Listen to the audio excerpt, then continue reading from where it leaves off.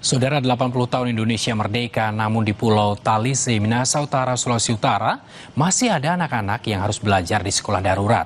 Meski dengan fasilitas serba terbatas, semangat mereka menggapai cita-cita tak pernah padam.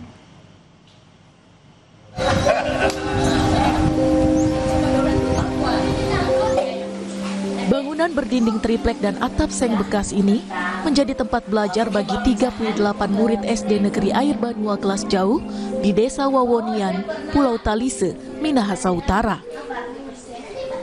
Sekolah dibangun pada akhir Juli 2025 dengan memanfaatkan bahan bekas dan gotong royong orang tua murid serta masyarakat setempat.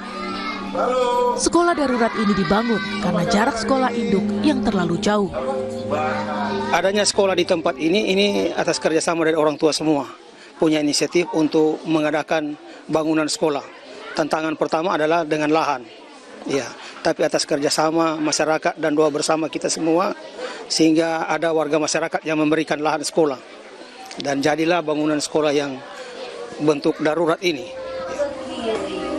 Tak hanya fasilitas yang serba terbatas, tenaga pengajar di sekolah ini juga sangat minim. Bahkan, salah satu orang tua murid menjadi guru sukarela.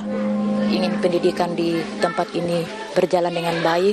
Untuk itu kami berusaha sebagai orang tua membantu tenaga guru yang ada karena memang di sini kekurangan guru. Murid SD Air Banua kelas jauh harus menempuh jalan terjal untuk sampai ke sekolah. Namun keadaan ini tidak menyurutkan semangat mereka untuk menggapai cita-cita. Kita dan teman-teman senang sekolah di sini. Kita dan teman-teman suka kasih tambah guru supaya bisa mengajar kita orang dengan baik.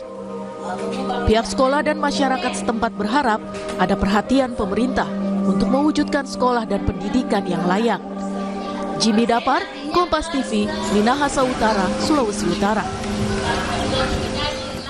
Saudara, bom Israel menghantam rumah sakit Nasser di Khan Younis, Gaza. Total 20 korban tewas, 5 diantaranya jurnalis.